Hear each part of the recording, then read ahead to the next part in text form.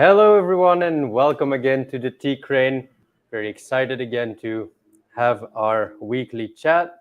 Um, we're still in the Shincha season, and we thought, well, we'll touch on some topics that are also related to the tea harvest and things that maybe aren't talked about that very often.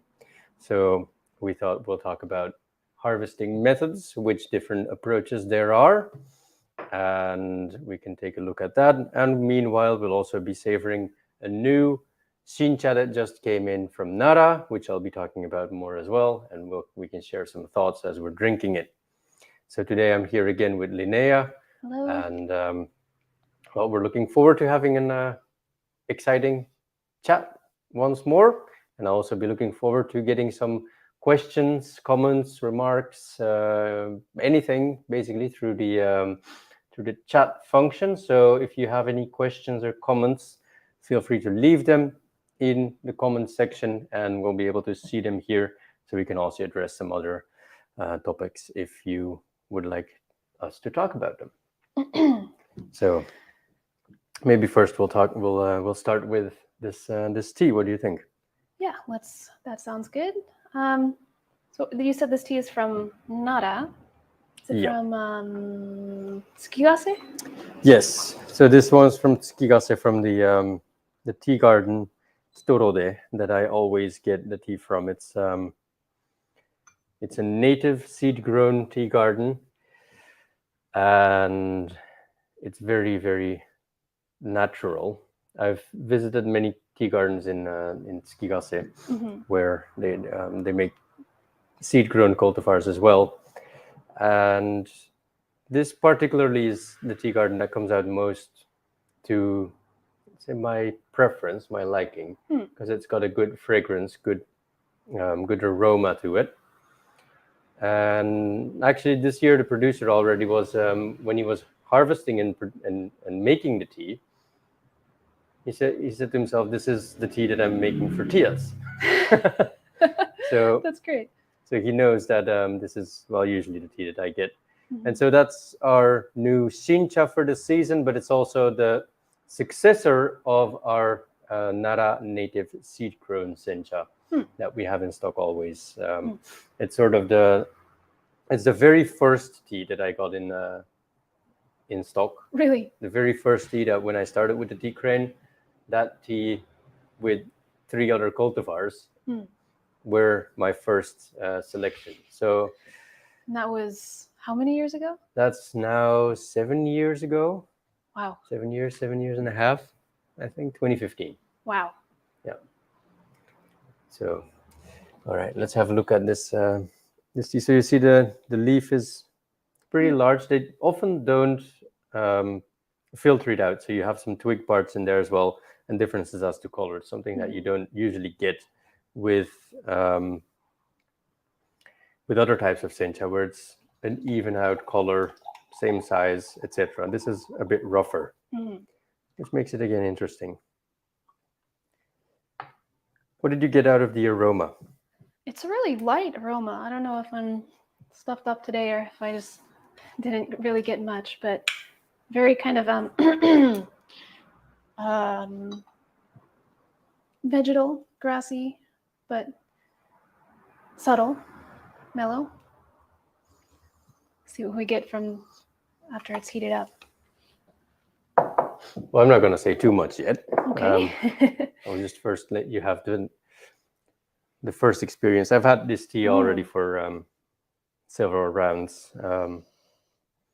I've also seen it change over the days, so I might add some more of my comments later. Yeah, very good. Very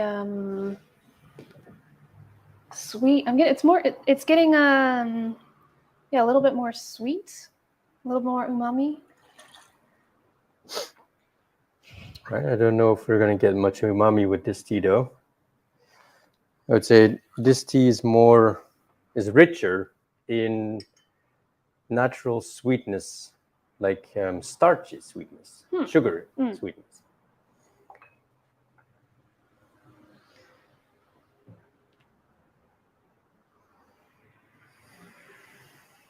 So overall, my experience with this tea is it's very grassy, vegetal. That's specific to what you get from a first flush, a new pick. It's just very, very fresh, very green, very vegetal, very a little bit of a stinginess to it. But it's not as outspoken as what I usually experience with fresh pick Shincha first flush tea leaves. Especially with the tea from this farm, what I had the previous years is it's more that greenness is almost as if the grass has just been cut and you're sticking your face into it. It's immense. But this is very, very, very subtle. You have to look really for where is that scent? Where is it? And I think, and we can touch on that, it's sort of indicative of the tendency of what the fresh tea this year is like, what it has undergone. Because I hear from many producers that this year temperatures have been going up, going down, going up, going down. The tea leaf has gotten confused. It started to develop, then it got colder, it stopped again, then suddenly got warmer again, and it started taking up nourishment once more. And so gradually the tea has been stopping and starting and stopping and starting with growing, which does not really allow the flavor and the aroma to develop completely, and it's gotten somewhat stuck. So I think this tea is really indicative of that, saying it's there, but it's mellow, hidden. Hmm. And the comment I got from the producer himself is he said, this tea, if we're drinking it right now, it's as if something is lacking. It's not completely there. But from previous experiences with other years, it's very similar to what they had 2 or 3 years ago, is that the Shincha just didn't taste like anything. And then they left it for 2 weeks, 3 weeks, and gradually it started to bloom up. Really? And a lot of flavor and aroma came out. So possibly with this one as well, if you can get it as early as possible, you get this very first impression, the first experience, and then you leave it for a few weeks, and the flavor will develop, and then probably the flavor will change. And I've already had this experience over the past few days. It just came in 2 days ago, and I've been drinking it every day since. And the flavor has already, over the span of 1 day even, changed. Wow. So it's very interesting. Is there any particular reason for the flavor to change like that? Well, that's the mystery we're about to solve. Yeah, a little bit of vegetal, a little bit of grassiness, but definitely mostly sweet. Very sweet indeed. But you get that Shincha fragrance, though, that grassiness from the freshly picked tea leaves, of course.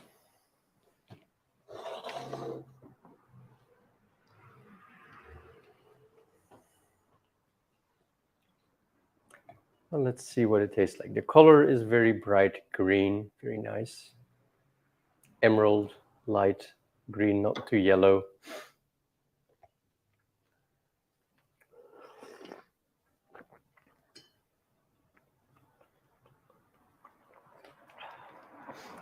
It's again changed.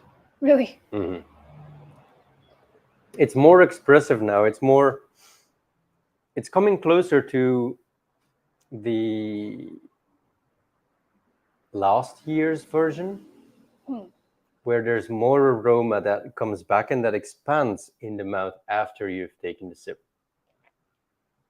So once you've drunk it, the flavor comes back, and that's a trait that is very specific and very indicative of this particular tea, of this particular tea garden. So we've had that with the previous years already, but that was sort of lacking when I first tasted it 2 days ago. That was lacking, but now it's becoming more expressive. So it's very interesting to see that it's developing after it has been processed, after it's been delivered. It still continues to sort of develop, and I think that is what the maturation does. And really, in just such a short time, it even matures that quickly. In such a short time, yes, it does. So imagine half a year. Again, a lot of things will be different, and that's what you see with the 2021 one. That one is immensely sweet, very fragrant, but not as stingy, fresh, expressive as you have with the Shincha. This absolutely first flush was actually picked, I think, last week or the week before. Very recently. I have to get the date still so that I can tell everyone of when it was harvested. But it was very recent. So this is the same type of tea that you've been getting from the same farmer for? Absolutely the same. So also his manufacturing method, the way he approaches his cultivation on the farm, it's all the same. And I think people who have been watching my YouTube or Instagram have seen that we've been tea picking. And we talked about that last week as well, where we were doing hand picking. We were picking by hand, and we did that in Ujidawara a few weeks ago, and we did that in Mandokoro again as well. And already you can explain that. The way that the tea is picked by hand, was it different between those two regions? Yeah. So how was it different?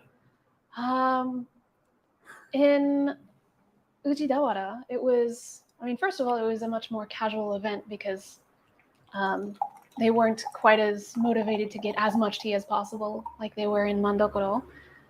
So, it was more kind of like picking leaves sort of individually. They'd kind of separate out the branch and then, take a couple leaves at a time and pluck those off. And I'd actually heard about the way that they pick it in Mandokoro, which is to kind of grab at the sort of base of the stalk or where the leaves are starting to get soft and just sort of swipe your hand up. And I'd heard about that, and I tried to do it with those plants in Ujidawara, and I found that a lot of the leaves were a bit too soft or something. The very bottom of the leaf would always get left behind. You would snap the leaf off. Yeah, and I thought I was just doing it wrong, but when I went to Mandokoro and I tried the same thing, it worked way, way better. So I was really surprised that the plants themselves could just be better suited to one way or the other. So in Ujidawara, what we were doing was more to sort of snap off a bit of the branch and get only the freshest bud and then 1, 2, 3, 4 leaves until where it was very soft still. So we'd get the leaf off, we'll get a piece of the branch off. But in Mandokoro, what you really do is you get everything that started growing this year on the green part of the branch, not the brown part of the branch, the green part, you grope off. And the tea leaf in Mandokoro is also a bit sturdier, so it's better suited to that little bit more aggressive approach. They were still very soft though, so I was surprised that they were just slightly, I don't know, more sturdy or something. And it also takes, soft. Of course, a bit of, practice, adjusting your the force that you put onto on the leaf. But so even within hand picking methods, there are different approaches. And for hand picking, the tea gardens are set up in a different way, where Right. you don't have these lines of bushes, these rows of bushes, but you have individual tea shrubs where you basically move around and get all the leaf off and then take another tea shrub and then start picking there again. So when you do hand picking, you have these individual tea shrubs, but when you use mechanized harvesting equipment, you prefer to have it in long rows of bushes. And the ideal form of that is to have a flat surface on which you just line up the tea trees, have a bunch of clones, a bunch of cultivar tea species that you grow onto that land.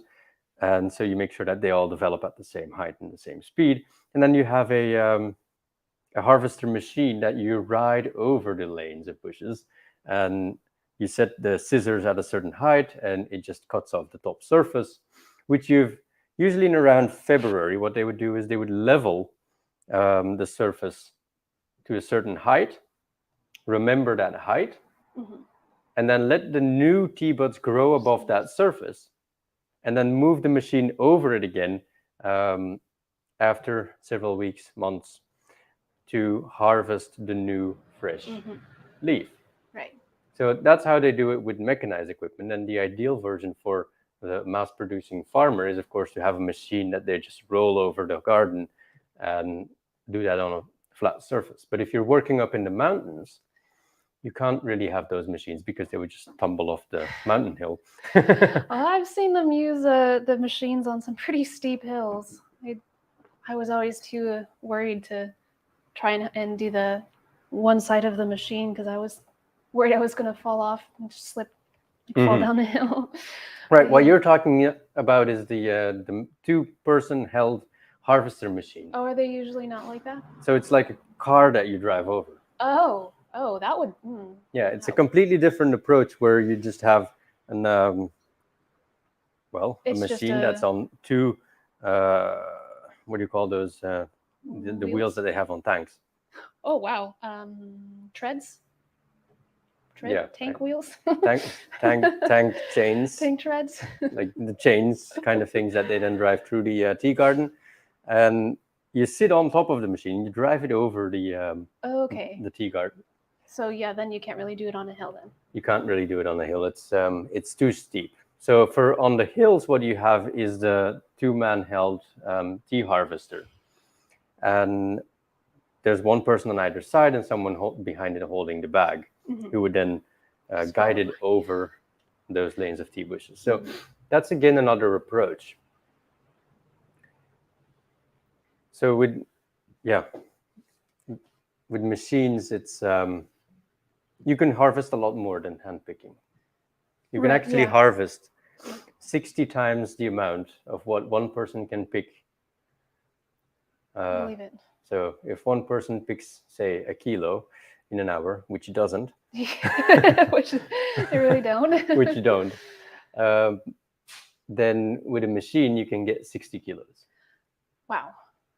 Yeah, they are very fast. You could get a whole field done, even with I don't know if the ones that you ride are faster or slower than the two-person ones, but even with the two-person one, you could get a whole field done, several fields done in an afternoon. You have more accuracy, but of course they're very suitable when you have cultivars. You want cultivars because they grow at the same speed, and then you can set your scissors at a certain height and just keep it there. Yeah. If you're working a native tea garden, it's all different heights.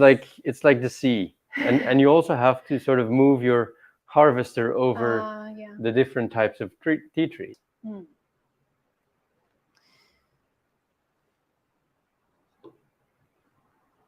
But you've been doing some harvesting, you said? Well, that was last year when I was volunteering. And how was that? How was what did you use? What kind of equipment was that? What did you do with it? It was pretty much like I said. We had the two-person harvester, and one person would be on kind of the one side, and he was one of the actual staff at the tea farm. and the other side would usually be a volunteer. So the staff would he would kind of indicate, go higher, go lower, and he would really be controlling the whole thing. We would just kind of hold the end and just move along with him. Mm-hmm.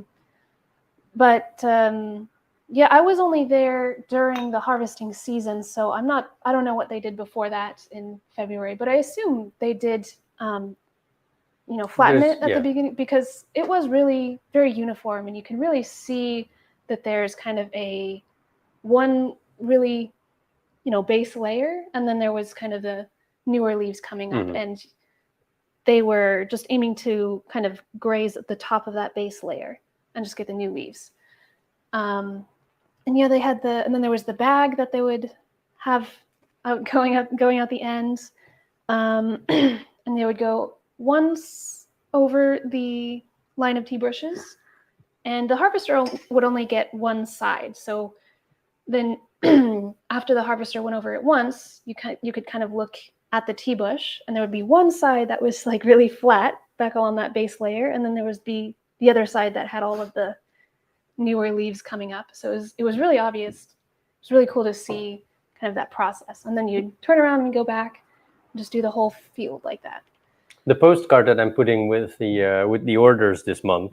Oh yeah, I saw one of your postcard has the. So that has the harvester in the back in a blurry background, and then one part of the tea tree, the tea bush lane that is still with the fresh buds, and the other one that is carved off. So you can actually see this this half balance. And I don't think there's many photos out there that actually show that. So really? There's my postcard that comes with the orders that are made this month. So it's a little gift of mine for the Shincha season. Yeah, it is really interesting to see. And sometimes the tea bushes would be, sometimes they would have really thick new growth. You could barely see through to the base layer, and then sometimes it would just be a couple leaves sticking up, and it would be a really sparse harvest from that field. So it's interesting to see it up close. So have you heard or seen any other types of harvesting? Because we've talked about hand picking now. We've talked about the machine that you sit on and drive over the tea gardens, and we've also talked about the handheld harvester. But there's a few steps between hand picking and the mechanized equipment, because of course the handheld harvester existed before it was then turned into a car to drive over the tea gardens. But before the handheld harvester, there was also a type of equipment that they used that is, well, not as commonly in use anymore, but in Mandokoro they still have it. I want to say you might have told me about it. Like it seems like there's something that I heard about, but I can't remember anything about it. So the first thing they did was to use scissors. Oh, okay. Yeah, and that makes sense. They've got these scissors where you have a funnel on one side, and you just chop on the other side.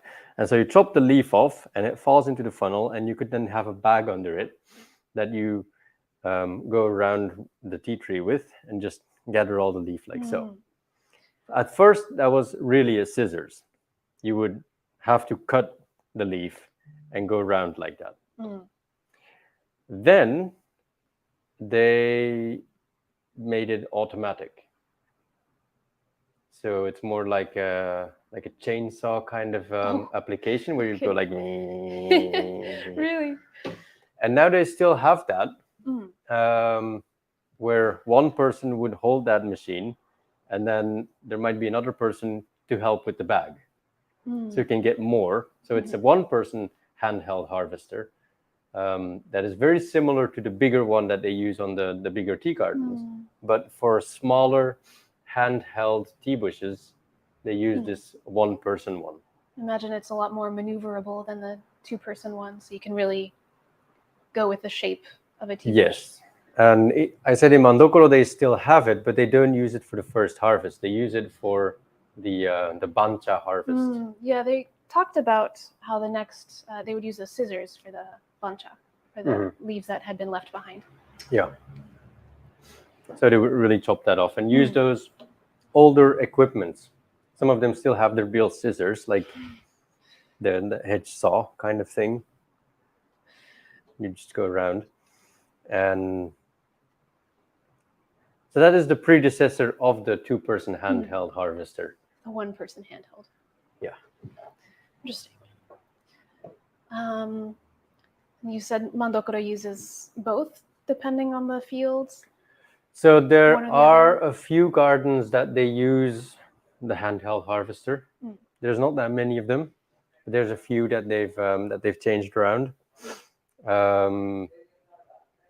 Most of the tea gardens use hand picking, and the scissors are mostly used for the bancha harvest. Yeah. And is the chainsaw type one, the 1-person, is that one also used mostly for bancha? For bancha, yeah. Makes sense. So in other places, I guess they don't really use hand picking that much for bigger farms with cultivars. No. Yeah. You can't really get that much. So you'd only do hand picking for a specialty thing or for an experience or an event.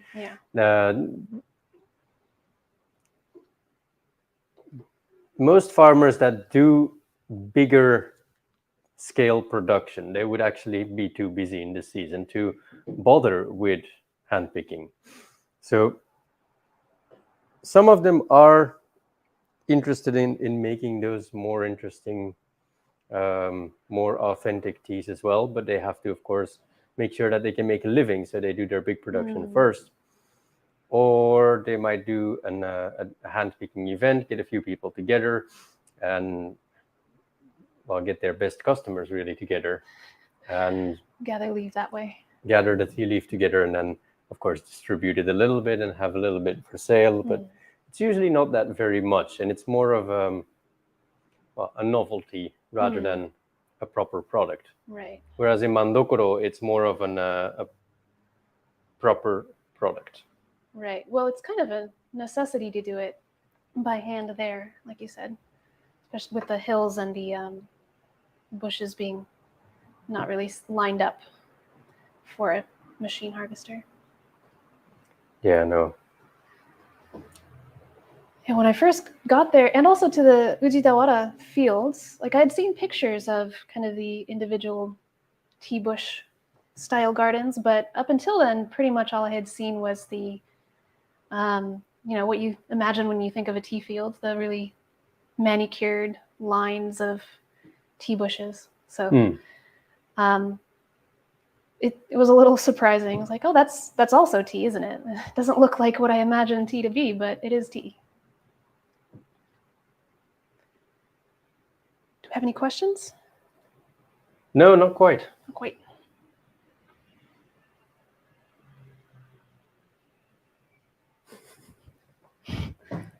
You just have an annoying person who's putting annoying comments on YouTube. So we'll just deal with that. Oh, yeah, all right. And we'll deal with it that way, so we don't have to bother with it anymore. So, well, I guess the gist of what we wanted to do was to briefly talk about this new Shincha that just came in and talk about a few harvesting methods. Just see what is out there, which other applications they have, and then see if there's any questions. Anyone who wants to add something to the conversation or know something more, always feel free to send a question or a comment to the type it into the comments, and then we'll be able to address it. And otherwise, we're probably pretty soon going to wrap it up again. We've got a things to take care of at the store today. We'll be opening in 15 minutes. So again, if you're visiting Kyoto anytime soon, also feel free to come by the Tea Crane and come say hello, or book a tasting with us, and we can go much deeper into the various aspects of tea. And just have some an tea. have some tea. Have some tea, exactly. And All right. I see there's no comments anymore. So, right, as always, if you have any questions, you have a question. we do. Yes, I do. Yes. Are you answering YouTube questions? Yes. Feel free to ask your question. Yeah, any questions about today's topic or a previous topic, or a topic that you would like to hear about as well in a future talk? Hello. Yes. Hello. Did we talk about this particular tea and how it was harvested? Was this done by a machine or was it by hand? Machine.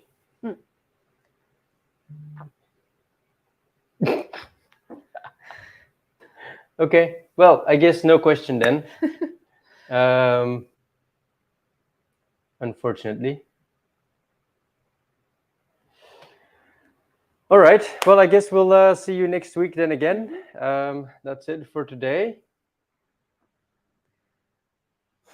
And again, if you have any suggestions for topics, if you have any questions, always feel free to send them in, and we can take them on in some of our future talks. The more questions or topics that you can send us, the more that we will have something to talk about. And the more we'll cover topics that you want to hear. Exactly. So that being said, thanks for watching. And well, see you again in our next chat. See you next week. Bye-bye.